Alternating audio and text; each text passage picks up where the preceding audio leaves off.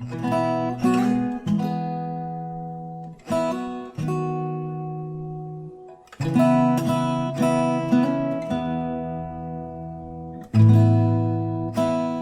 haleluya saudara-saudara, apa kabar? Dahsyat ya. Praise God.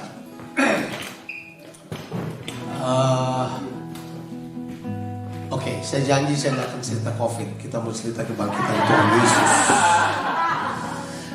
Oke.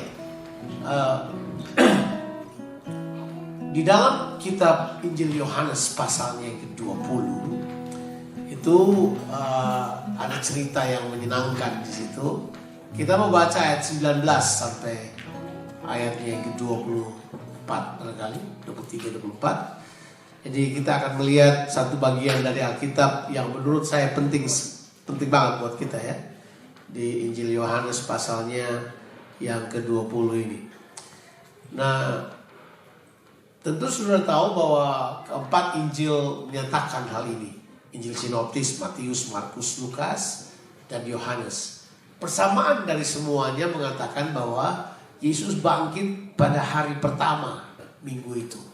Jadi harusnya kalau kita, ya memang hari Minggu ya. Kalau memang dihitung dari hari Jumat, hari pertama minggu itu, Sabat mereka adalah hari yang ke-6 hari Sabtu. Hari pertama minggu itu harusnya jatuh hari Minggu. So first days buat Jews adalah Sunday-nya kita, kira-kira begitu ya. Jadi kebangkitan Tuhan Yesus diperkirakan jatuh di saat hari Minggu kalau waktunya kita. Nah, ada banyak perdebatan mengenai dia mau 3 hari kah atau hari ketiga. Nah, itu kan jadi pembicaraan banyak. Tapi yang penting terserah, dia bangkit pokoknya, itu yang penting. Sebab kebangkitannya inilah yang merupakan hal yang terpenting. Tidak usah memperdebatkan hal-hal yang minor atau hal-hal yang tidak penting ya. Nah, di ayat kita akan baca ini, di pasalnya yang ke-20 dari Injil Yohanes ini ya, itu berulang-ulang kali penulis Injil Yohanes, which is Yohanes sendiri, berusaha untuk menceritakan kepada kita bahwa kebangkitan Yesus itu real. Dan itu harus dilihat dengan kacamata iman. Ya, kalau Injil Matius cerita bahwa kebangkitan Yesus itu, setelah itu para serdadu memberikan kesaksian palsu bahwa mayat Yesus dicuri oleh pengikutnya. Kemudian itu dibayar oleh imam kepala dan ahli Taurat, bayar mereka untuk menyaksikan kabar buruk itu atau kabar bohong itu. Tetapi kebangkitan Yesus itu adalah hal yang real. Nah, sekarang kita akan baca ayatnya yang kita baca Yohanes pasalnya ke-20. Kita akan baca ayatnya yang ke-19. Coba boleh ditaruh di screen ayat tersebut. Yohanes pasalnya yang ke-20 ayatnya yang ke-19. Jadi Yesus bangkit di pagi hari. Peristiwanya ini terjadi di malam hari. The same day. Kita lihat. Ketika hari sudah malam.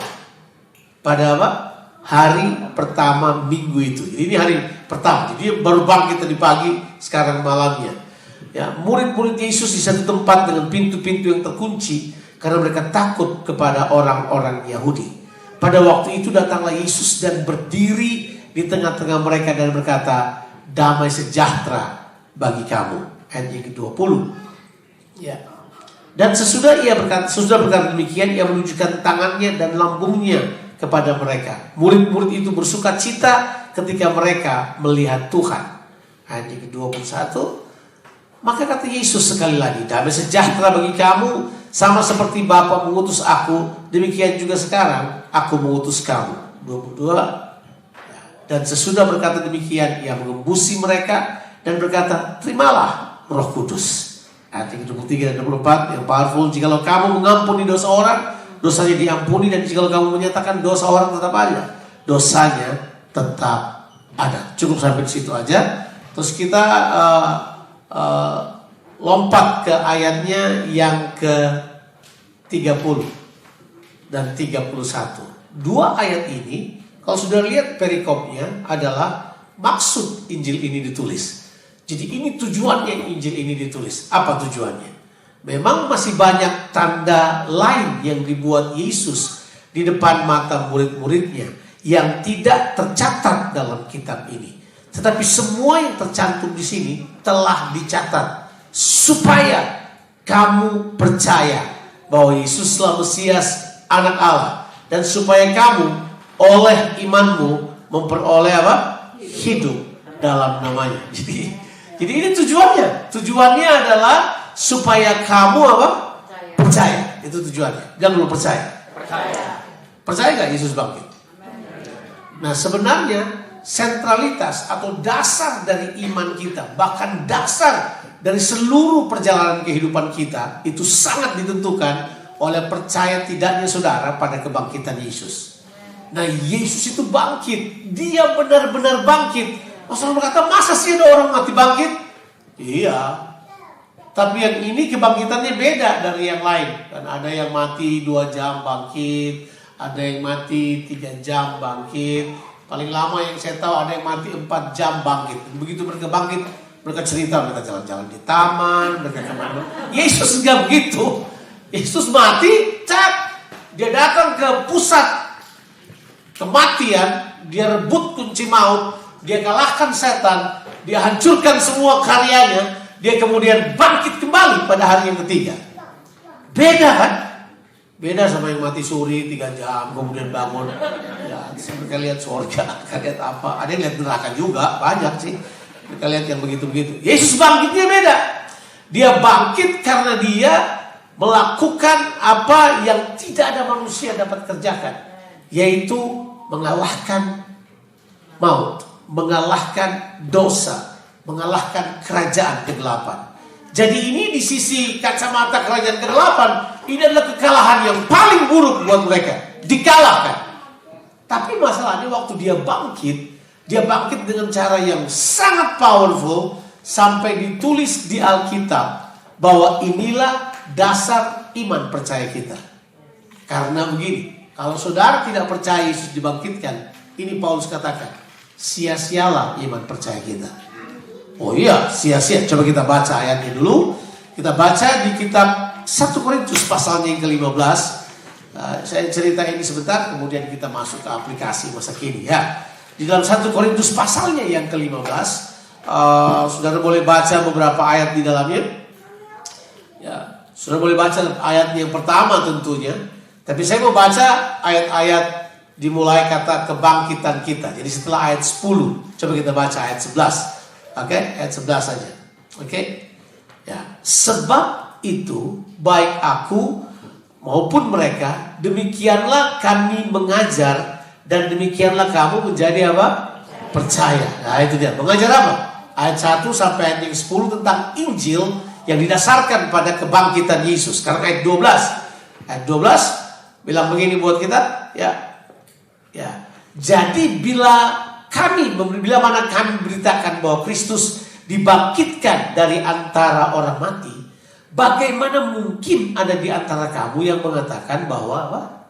Tidak ada kebangkitan orang mati.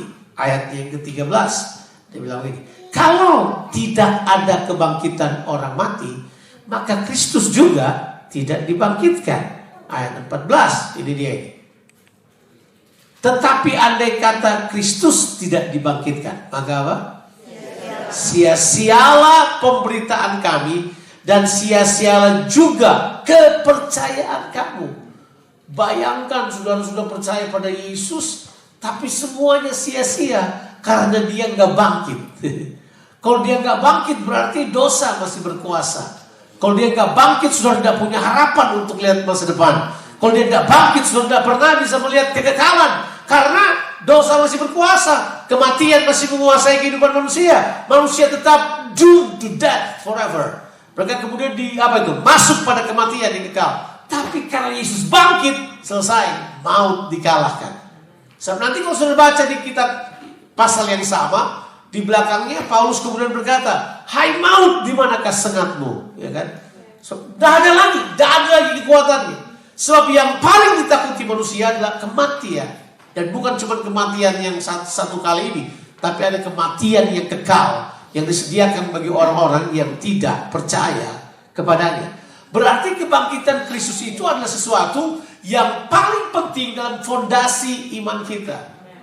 Nah, kalau saudara baca di dalam kitab 1 Korintus pasal yang ke-15, saudara baca ayat yang ke-3, 4, 5 dan seterusnya, Paulus katakan begini, mana mungkin Yesus tidak bangkit? Ya? Mana mungkin dia gak bangkit?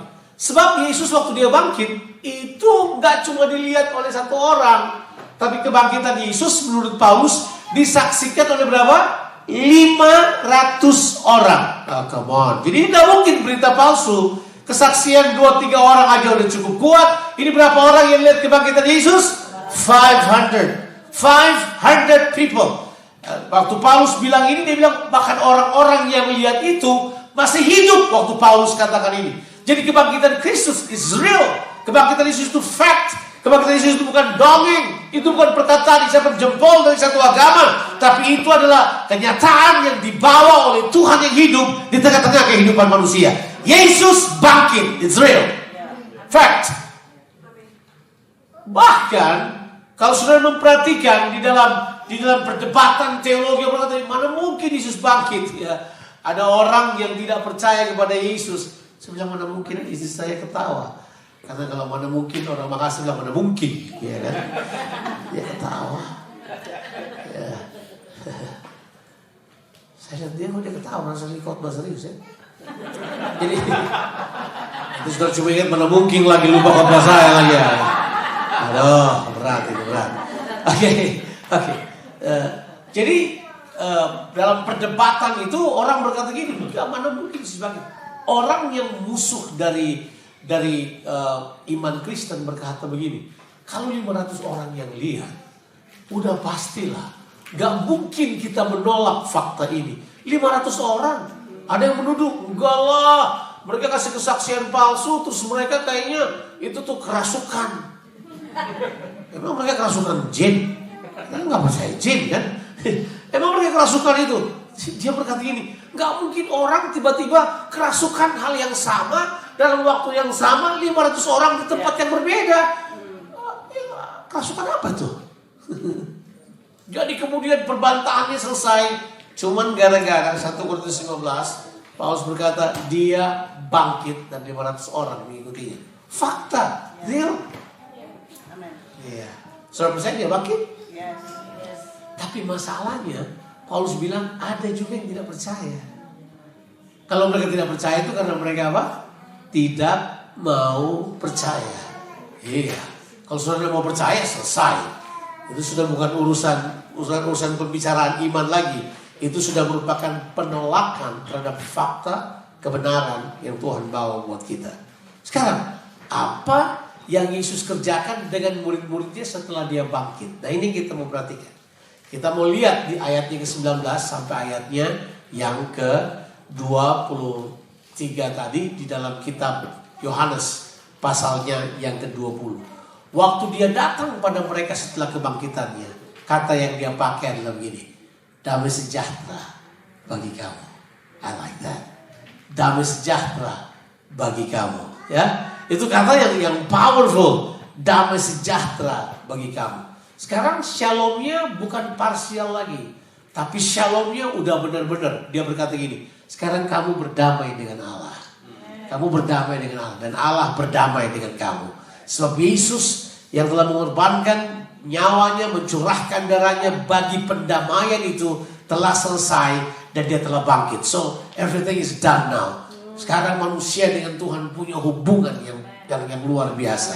Sekarang manusia punya harapan untuk mengalami Tuhan. Manusia have hope to experience God, Brian. Dan manusia sekarang punya harapan untuk dapat memandang Tuhan dalam semua karyanya. Sekarang ada harapan manusia betul-betul dapat percaya kepada Tuhan dan melihat karya Tuhan. Haleluya. Ada harapan. Kalau dia gak bangkit, selesai. Gak ada harapan itu. Gak ada kekuatan itu. Gak ada pemahaman itu. Sekarang dia bangkit. Dia berkata, damai sejahtera. You have peace now. Kamu punya peace kan. Kamu punya perdamaian dengan Allah. Saudara punya perdamaian dengan Allah? Amin. Di Paskah ini miliki perdamaian itu. Miliki damai sejahtera yang Tuhan berikan buat kita. Yang kedua setelah dia berkata demikian, ayatnya yang ke-20. Ini sebenarnya merupakan fakta yang dikatakan oleh Yohanes. Dia kemudian beritahu, ini saya yang bangkit, bukan ghost loh. Saya bukan spirit, saya bangkit dalam daging. Saya bangkit dalam tubuh. Artinya aku memang bangkit. Kemudian dia berkata, dia beritahu, dia berikan apa itu? Fakta kematiannya. Itu apa? Dia menunjukkan tangannya dan apa? Lambungnya. Dua tempat yang paling terekspos di dalam dirinya pada waktu itu. Dipaku, digantung, dipaku di tangannya, dan kemudian lambungnya yang tertikam. Dia berkata, hei, ini bukan Yesus palsu. Ini bukan orang yang menyamar seperti Yesus. Ini aku yang kamu lihat, yang lambungnya ditombak dan tangannya terpaku di salib. So this is real. This is something. Apa itu? Saya mau bilang ini sesuatu yang asli. Bukan buatan, bukan tipuan, bukan sulap, bukan sihir. Ini realita. Waktu murid-muridnya melihat hal tersebut, mereka bersuka cita. Iya, saya mempercayai bahwa memang salah satu alasan terbesar buat saya bersuka cita adalah karena Yesus bangkit. Wah, karena kemudian saya memiliki harapan. Saya punya alasan untuk mengapa saya harus hidup kudus. Saya punya alasan mengapa saya harus hidup benar. Saya punya alasan mengapa saya harus melayani dengan sungguh-sungguh. Saya punya alasan untuk buat semua yang baik. Karena apa? Dia bangkit. Dia bangkit itu penting. Dia berkata begini, hei, lihat karyaku kepadamu. Ya, dia buat itu karena dia mengasihi kita. Dia tunjukkan buat kita lambungnya dan tangannya. Setelah berkata demikian, ayat yang ke-21, dia berkata kata yang sama lagi. Maka kata Yesus, sekali lagi. Oke, udah damai dengan Tuhan, sudah oke ya? Keren ya? Sekarang damai sejahtera yang kedua. Dia berkata sekali lagi, damai sejahtera bagi kamu. Tapi kata yang kedua sudah beda. Damai sejahtera bagi kamu adalah pemberian tanggung jawab untuk menjadi orang-orang yang membawa damai ke dunia ini. So dia mulai berkata gini, sama seperti Bapa mengutus aku, demikianlah aku mengutus engkau. Haleluya. Amin. Yang di sini orang Kristen tidak terlalu suka. Dia suka sih Yesus bangkit buat dia. Tapi sekarang Yesus berkata ini, seperti Bapa mengutus aku, sekarang aku mengutus kamu. Oke. Coba baik-baik kepala itu, saudara bangun betul. So, this is the true thing. This is the true thing. Kita suka duduk di bangku gereja, kita suka teman-teman yang baik. Tapi waktu kita diutus, kita suka nggak? Aduh, mana mungkin saya mau diutus, Pak? Pekerjaan saya sudah enak di sini, Pak. Ya saya nggak mau ganggu pekerjaan saudara. Tapi dengarlah Tuhan yang mengutus saudara di tempat saudara berada. Bahwa dimanapun kita berada, kita adalah utusan Tuhan. Karena seperti Bapa mengutus Yesus, artinya dia mengutus Yesus untuk apa? Yesus datang untuk apa? Untuk mati, untuk menyerahkan nyawanya.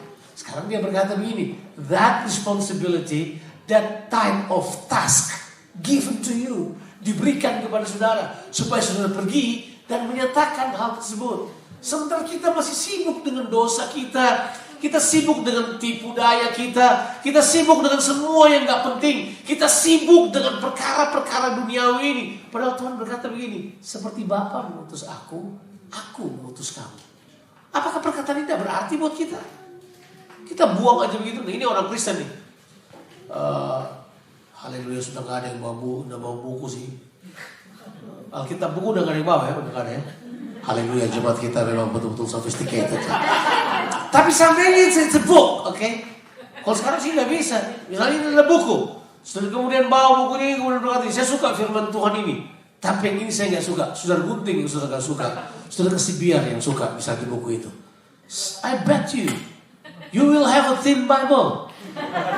Saudara kan punya kitab yang sangat tipis. Karena mungkin saudara gunting semua yang di dalam. Yang saudara cari yang baik-baik lah. Misalnya saudara cari ini. Allah turut bekerja bersama mendatangkan kebaikan. Pasti saudara simpan kayak gitu. Okay. Diberkatilah orang yang mengandalkan Tuhan. Diberkatilah rumah-rumah orang percaya. Kita simpan semua itu. Tapi begitu berkata, seperti Bapa mengutus aku, demikianlah aku mengutus kamu. Gunting. Karena dia sepertinya cocok buat saudara, sepertinya bermanfaat buat saudara. Tapi begitulah kita kan. Ya sudah, saya tidak lanjutkan. Saudara, saya tidak membuat saudara rasa bersalah. Tapi saya mau saudara bertobat. Itu masalahnya. Karena prinsip utamanya adalah sudah waktunya kita orang percaya mengambil tanggung jawab ini. Yesus berkata, I'm sent by the Father. Saya diutus sama seperti Bapa mengutus aku. Aku juga mengutus kamu. Saudara mungkin berkata begini, Pak Jonathan itu buat murid-murid Yesus, buat 12 murid. Kita tidak.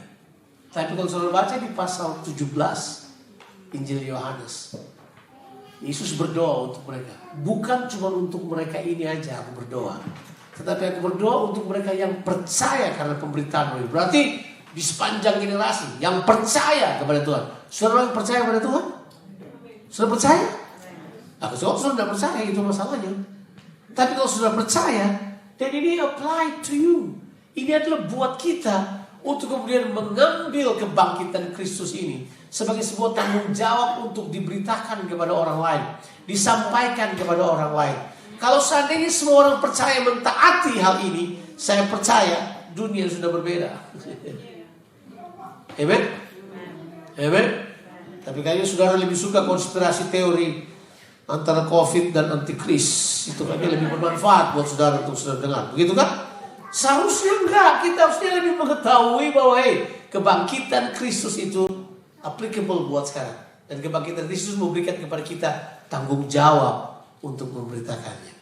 Oke, ayat yang berikut, ayat yang ke-22. Kemudian dia berkata begini. Ini ayat yang ke-22. Dan sesudah berkata demikian, ia mengembusi mereka dan berkata, terimalah Roh Kudus. Haleluya. Artinya apa? Hanya karena kebangkitannya lah dia kemudian memberikan kepada saudara Roh Kudus. Kalau saudara percaya kebangkitannya, saudara juga akan percaya Roh Kudus. Nah yang anehnya, ada orang mau bergerak dengan kuasa Roh Kudus tanpa kuasa kebangkitan. Ini orang aneh ini. Sebab kalau Yesus tidak bangkit, mana dia mau naik? Kalau dia nggak naik ke surga, bagaimana dia bisa curahkan Roh Kudus buat kita? Tapi Yesus berkata gini, hey, receive the Holy Spirit. Terimalah Roh Kudus. Untuk apa Roh Kudus diberikan kepada kita? To empower us. Untuk memberikan kekuatan buat kita. Sudah saatnya kita sebagai orang percaya terima Roh Kudus dalam kehidupan kita. Terima aja Roh Kudusnya. Udah soal manifestasinya gak usah dibahas terlalu banyak lah. Yang penting terima Roh Kudusnya. Ini gak mau terima Roh Kudus alasan-alasan manifestasi. Udah terima dulu Roh Kudusnya. Terima dulu penuh Roh Kudus dulu, baru kita diskusikan belakangnya. Ini karena saya gak mau terima karena itu. Bahasanya gak penting. Roh Kudusnya tetap penting. Doktrin apa yang larang Roh Kudus ada di dunia ini? Enggak. Roh Kudus penting buat kita. Dan kebangkitannya memberitahukan pada kita bahwa Roh Kudus itu bekerja dalam kebangkitan Yesus. Kita baca ayatnya. Di dalam kitab di mana tuh ayatnya? Saya lupa, saya catat sih. Bahwa Roh yang membangkitkan Kristus dari antara orang mati berdiam juga di dalam kamu. Nah itu saya tulis catatannya, saya lupa kasih tahu ayatnya. Nah itu sudah cari sendiri. Jadi ada ayat yang berkata bahwa Roh yang membangkitkan Kristus dari antara orang mati berdiam di dalam kamu. Apa itu? Roma 8 kalau nggak salah.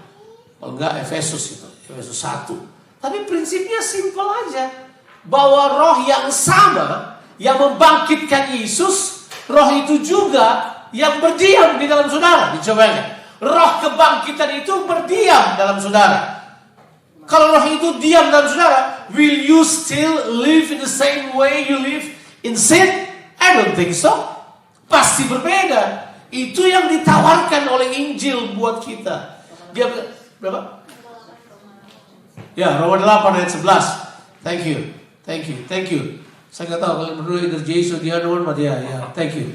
Jika Roh Dia yang telah membangkitkan Yesus dari antara orang mati diam dalam kamu, maka Ia yang telah membangkitkan Kristus Yesus dari antara orang mati akan menghidupkan juga tubuhmu yang fana itu oleh Rohnya yang diam di dalam kamu. Apakah ini perlu penjelasan? Harusnya enggak kan? It's just plain, okay? Speaking to us bahwa hey, Roh itu berdiam dalam saudara, memampukan saudara. Tapi berapa banyak, berapa kali kita mengandalkan Roh Kudus? Terbanyak kita mengandalkan apa? Hamba Tuhan, selebriti rohani. Kita anggap mereka bisa tolong kita. No. Saya mau beritahu saudara, saya pun tidak bisa tolong saudara dalam pergumulan saudara melawan daging, melawan kehidupan ini. Nggak ada yang bisa tolong saudara. Roh Kudus sanggup menolong kehidupan saudara. Ya, saya berani katakan tersungguh karena memang saya tidak bisa. Saya nggak bisa tolong saudara. Dan kalau saya berusaha tolong saudara, itu percayalah, saya lagi bodoh waktu itu. Ya, I tell you the truth. Sebenarnya, kalau kita mengajar orang dan orang tersebut mengalami bahwa mereka penuh dengan Roh Kudus, bakal berbeda kehidupan ini. Tapi ya seringkali kita karena sisi doktrinal, sisi pemahaman, enggak saudara. Roh Kudus bekerja dalam dunia ini.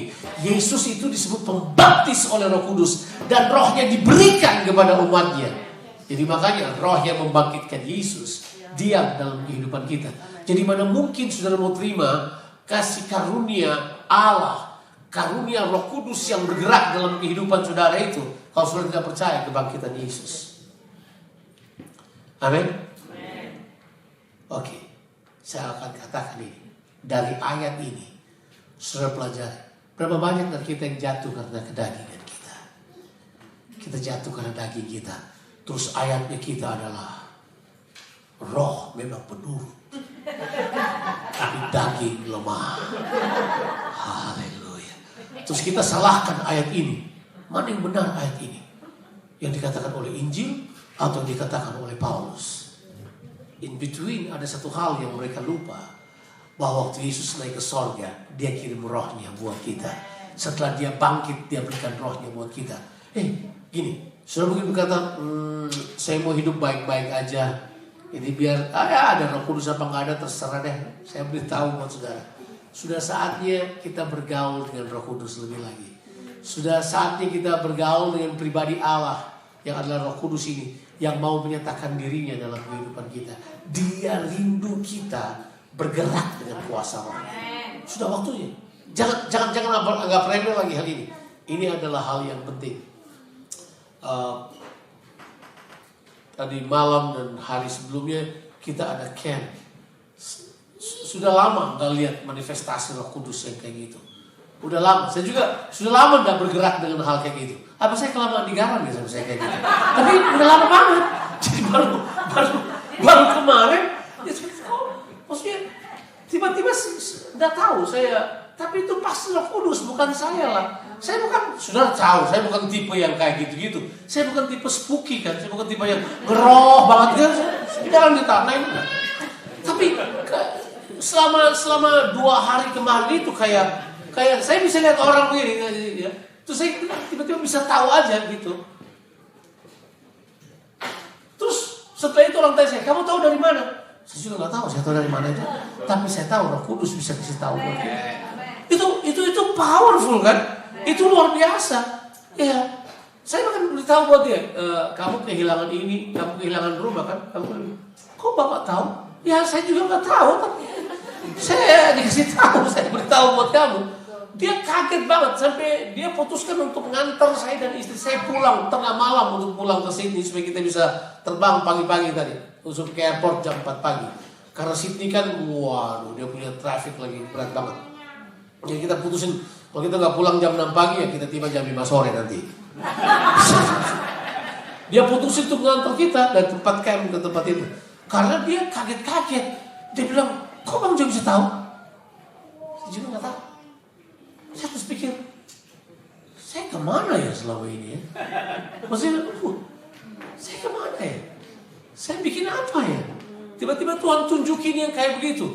Bayangkan ada berapa orang kira-kira? Ada kira-kira 80 people gitu yang hadir di camp itu. Bayangkan. Kita buatin semuanya. Dan mereka berkata, ya, kalau saya bilang 100% benar kan saya say 80% correct speaking to the situation. Nah, saya katakan ini enggak bilang bahwa hebat banget, enggak. Saya cuma bilang begini, bahwa Roh Kudus itu real, dia bisa bekerja dalam kehidupan saudara.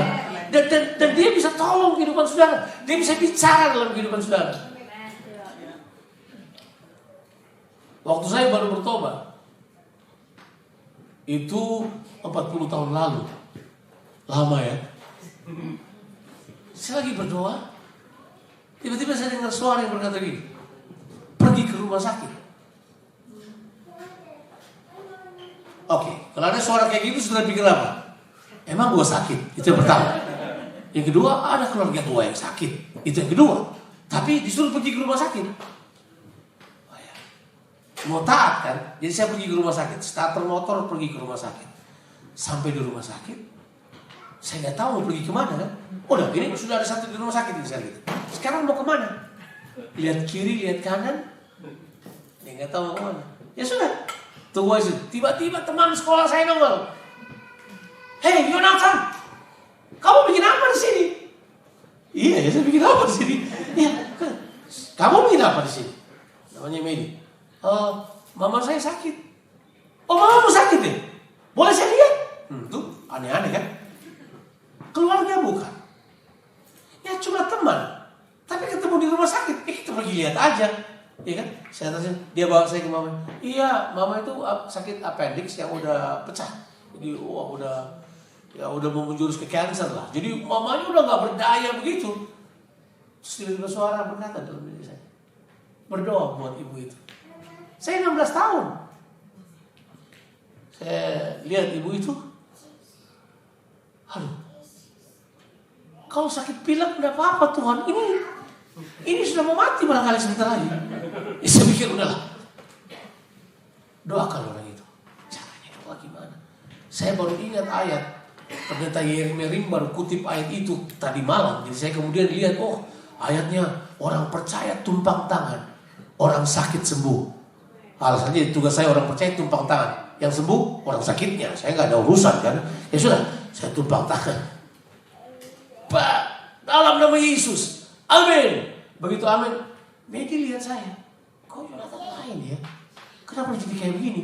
Padahal di sekolah kayaknya kurang jelas. Langsung saya lihat dia lihat saya. Kita dua-dua bingung. Saya berkata, oke, saya pulang ya. Hah?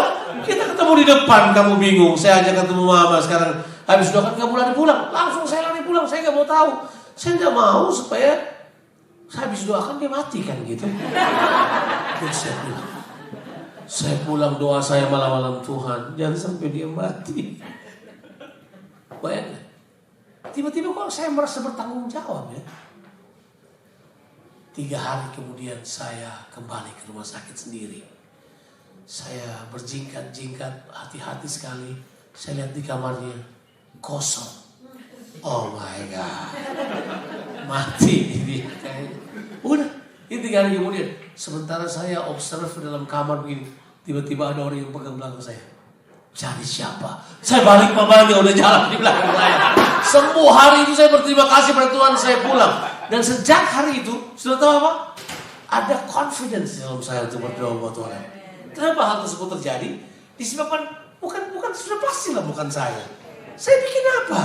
Ada apa saya? Saya umur 16 tahun, baru bertobat 3 bulan. Saya bayangkan, baru bertobat. Dari kalau kita bilang penjahat kan baru 16 tahun, tapi penjahat tengik ini udah kayak gitu. Tapi saya sadar there is something different now. Nah, saudara bisa mengalami hidup penuh dengan roh yang membangkitkan itu. Dia bilang ini, roh inilah yang akan membangkitkan tubuhmu yang fana. Seperti roh itu membangkitkan Yesus, roh itulah yang akan membangkitkan tubuhmu yang fana. Ya, untuk anak-anak muda saya beritahu pada saudara, mungkin saudara berpikir kamu tidak bisa kendalikan tubuhmu, naluri seksmu, cara berpikirmu. Saya beritahu pada saudara, ada kuasa Roh Kudus yang bisa tolong saudara. Ada kuasa Roh Kudus yang sanggup menolong. Oh, tapi nggak bisa Pak, itu hormonal. Yang ciptakan hormonal yang bisa rubah itu. Ya kan? Yang ciptakan hormon siapa? Yang ciptakan hormonmu siapa? Emang perilaku seks yang ciptakan hormonmu? Enggak. Ada yang ciptakan hormonmu dan dia bisa masuk dalam kehidupan saudara dan mengendalikan hal tersebut. Dia bisa rubah cara berpikirmu. Itu mungkin proses perlu latihan, tapi kuasa Roh Kudus memberi kemampuan buat kita untuk menang menghadapi keinginan daging. Itu jelas. Ya, keinginan daging kan banyak. Saya tidak punya waktu untuk menjelaskannya. Tapi kita udah lihat itu aplikasi kita dalam kehidupan sehari-hari. Ya, kita bisa menang karena roh yang membangkitkan Kristus berdiam dalam kehidupan kita. Yang terakhir dia berkata begini, kalau kamu mengampuni dosa orang, apa? dosanya diampuni. Dan kalau kamu mengatakan dosanya tetap ada, dosanya tetap ada. Waduh, ini ayat susah. Ini ayat susah. Karena di masa yang lalu orang berkata ini hanyalah kuasa para rasul. Kita jemaat tidak punya kuasa ini. Di zaman gereja Katolisisme ini hanya kuasa pemimpin-pemimpin. Tapi sejak saya baca Yohanes pasal 17, saya yakin ini diberikan kepada orang percaya. Kuasa ini adalah kuasa melepaskan pengampunan. Makanya benar, saya setuju. Kalau ada orang yang melakukan kejahatan di sana, sebaiknya gereja berdiri untuk melepaskan pengampunan untuk kejahatan yang terjadi. Di tempat di mana darah tercurah, yang tanahnya merupakan tanah darah, gereja bisa berdiri di atasnya untuk melepaskan pengampunan. Saya untuk 2-3 tahun lamanya bekerja bersama dengan Reconciliation Coalitions yang banyak mendamaikan peperangan. Nah, waktu Indonesia pecah peristiwa tahun 98 itu, ada banyak pertentangan etnis yang sangat tidak sehat di Indonesia. Saya ingat sekali Reconciliation Coalition itu datang ke RCD, datang ke Indonesia. Kemudian saya membantu mereka menerjemahkan, mengerjakan beberapa hal. Saya kemudian pelajari bahwa memang benar orang percaya punya kuasa untuk membawa pendamaian di muka bumi ini. Itu jelas. Saudara memiliki kuasa untuk membawa pendamaian. Even di 2 Korintus pasalnya yang kelima, ayatnya yang ke-18, kita diutus untuk menjadi utusan pendamaian karena memang Tuhan menghendaki hal demikian. Apakah saudara pembawa damai? Berbahagialah orang yang membawa damai karena mereka akan disebut anak-anak Allah.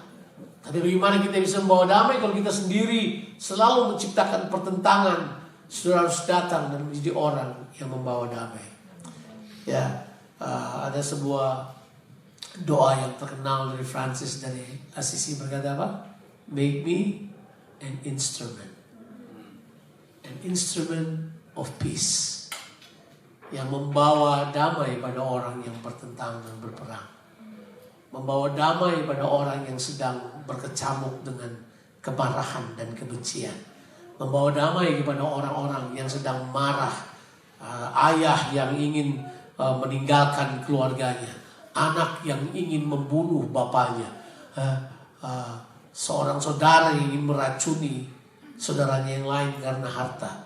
Dunia sedang sakit. Dunia perlu orang-orang yang membawa damai ini. Dan siapakah mereka? Mereka adalah orang-orang yang telah mengalami kuasa kebangkitan dari Tuhan Yesus Kristus, yang akan mengutus kita untuk melakukannya. Kita dapat berkata buat mereka dengan yakin, kalau kamu menerima Kristus dalam kehidupanmu, dosamu pasti diampuni. Kalau kamu percaya kepada Yesus Kristus, dosamu pasti diampuni. Kita punya itu karena Paulus berkata begini, kepada kami diberi pelayanan untuk mendamaikan dunia ini dengan Allah. Tuhan mau saudara membawa pelayanan tersebut. Kalau kita menjadi orang-orang yang membawa pelayanan pendamaian, maka perkataan Yesus yang di depan tadi, dia berkata apa? Sama seperti Bapa mengutus aku, demikianlah aku mengutus kamu. Tuhan Yesus memberkati kita sekalian. Amin. Mari kita berdoa.